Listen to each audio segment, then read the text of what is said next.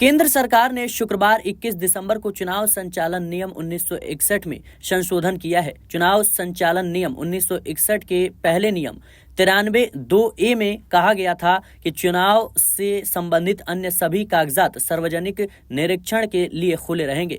इस संशोधन को लेकर कांग्रेस चुनाव आयोग पारदर्शिता और इस कानून को जल्दबाजी में संशोधित करने को लेकर सवाल खड़े कर रही है। इस पर कांग्रेस नेता जयराम रमेश ने सवाल उठाए हैं। उन्होंने एक्स पर एक पोस्ट में लिखा, हाल के दिनों में भारत के चुनाव आयोग की ओर से मैसेज किए जाने वाले चुनावी प्रक्रिया में तेजी से कम होती सत्यनिष्ठा से संबंधित हमारे दावों का जो सबसे स्पष्ट प्रमाण सामने आया है वह यही है कि पारदर्शिता और खुलापन भ्रष्टाचार और अनैतिक कार्य को उजागर करने और उन्हें खत्म करने में सबसे अधिक मददगार होते हैं और जानकारी इस प्रक्रिया में विश्वास बहाल करती है। कांग्रेस नेता ने लिखा, पंजाब और हरियाणा उच्च न्यायालय ने इस तर्क पर सहमति व्यक्त करते हुए चुनाव आयोग को सभी जानकारी साझा करने का निर्देश दिया। ऐसा जनता के साथ करना कानूनी रूप से आवश्यक भी है, लेकिन चुनाव आयोग फैसले का अनुपालन करने के बजाय जो साझा किया जा सकता है उसकी लिस्ट को कम करने के लिए कानून में संशोधन करने में जल्दबाजी करता है।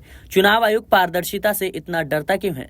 आयोग के इस कदम को जल्द ही कानूनी चुनौती दी जाएगी। अब सवाल ये उठता है कि संशोधन से क्या बदल जाएगा। आपको बता दें कि लेकिन नए बदलाव में सरकार की ओर से संशोधन के मुताबिक अब केवल 1961 के चुनाव नियमों के कागजात ही सार्वजनिक निरीक्षण के लिए मौजूद रहेंगे, यानी चुनाव से जुड़े सभी कागजात सार्वजनिक निरीक्षण के हिस्सा नहीं रहेंगे।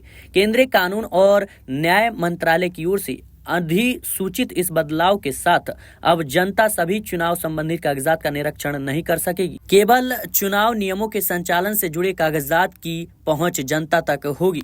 फिलहाल मोदी सरकार के इस फैसले का कांग्रेस पुरजोर विरोध कर रही है। फिलहाल आपको क्या कुछ लगता है हमें कमेंट बॉक्स में जरूर बताएं। देश और दुनिया की तमाम खबरों के लिए बने रहें नेक्स्ट 9 पॉलिटिकल बाइट के साथ।